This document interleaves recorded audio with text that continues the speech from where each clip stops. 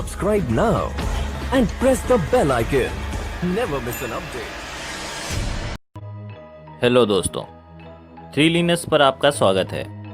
आज आपके लिए फिर से एक नई और रोमांचक कहानी के साथ आया हूँ।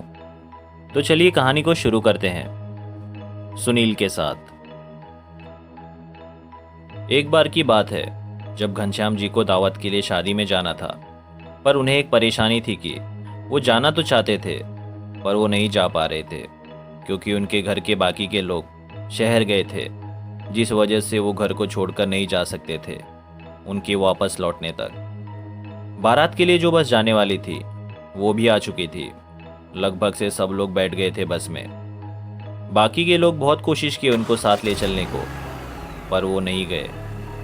खैर, बाकी सब लोग जा चुके थे, जिस वजह से वो थोड़ा मायूसी में बैठे थे क्योंकि उनका भी जाने का बहुत मन था। कुछ समय बाद सब लोग शहर से घर आए। बाकी लोग भी लगभग से भूल गए थे कि घर से किसी एक सदस्य को जरूरी था जाना शादी में। लेकिन घनश्याम जी के हाव भाव से पता चल गया कि शायद उनके वजह से वो नहीं जा पाए। इस पर घनश्याम की पत्नी ने उन्हें समझाया कि आप अभी भी जा सकते हैं,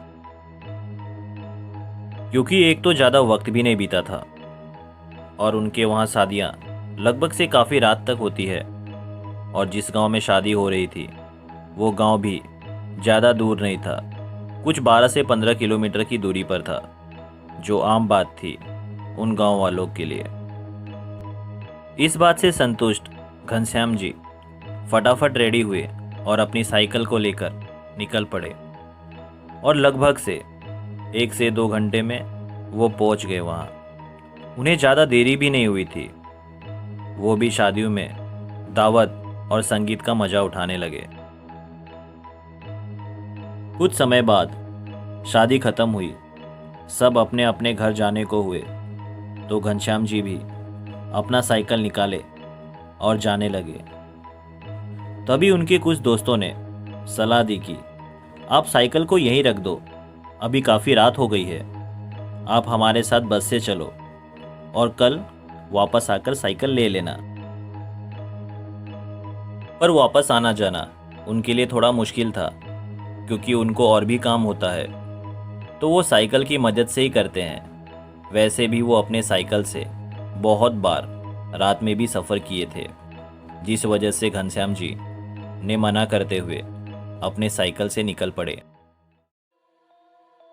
वहाँ से निकले तो देखे सच में रात काफ़ी हो गई थी, पर वो बिना डरे अपने साइकिल को हल्का सा स्पीड में चलाते हुए आगे बढ़ने लगे। धीरे धीरे साइकिल की रफ्तार बढ़ाए जा रहे थे। सड़क सुनसान थी और इतना सन्नाटा था कि वहाँ कीड़ों की आवाज़ भी साफ साफ सुनी जा सकती थी।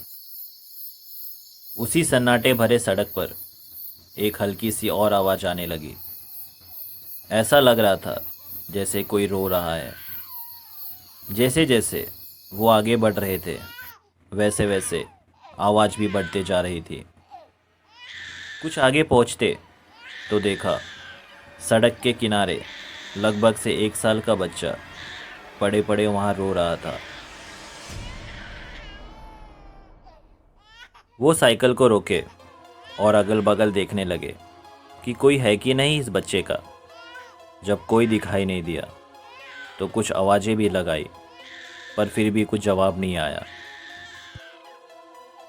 इस पर वो बच्चे के करीब जाकर उसे शांत करने की कोशिश की और बच्चे को अपनी गोद में उठाए और सोचे यहाँ कोई भी नहीं है इसे देखने को, तो इससे अच्छा मैं अभी के लिए इसे अपने घर लेके जाता हूँ और कल सुबह देख लूँगा कि ये कौन है और किसका बच्चा है।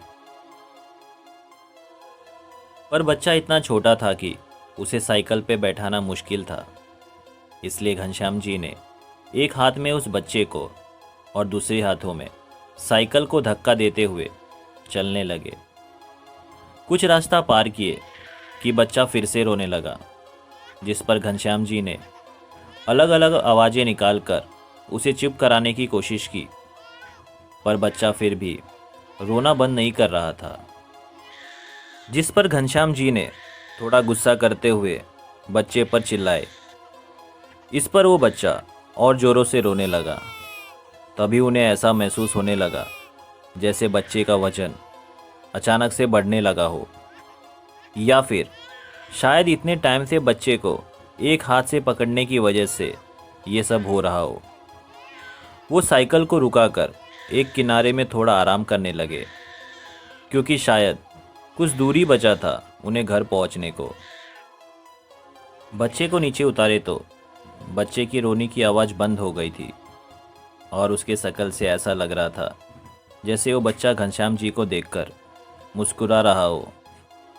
जब ये चीज़ ध्यान से देखने के लिए थोड़ा बच्चे की तरफ झुके तो ऐसा लगा जैसे उस बच्चे में कुछ तो अलग है। कि तभी वो बच्चा अपने पैर पे खड़ा हो गया और पूरी ताकत के साथ झाड़ियों में भागने लगा।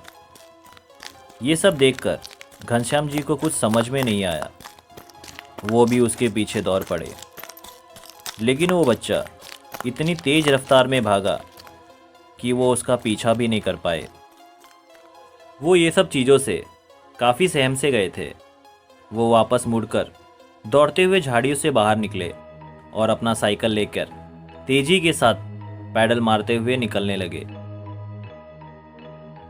कुछ दूर जाते ही वही बच्चे की फिर से रोने की आवाज़ चारों तरफ गूंजने लगी और कुछ आगे बढ़ते ही देखे वही बच्चा सड़क के किनारे बैठा हुआ रो रहा था।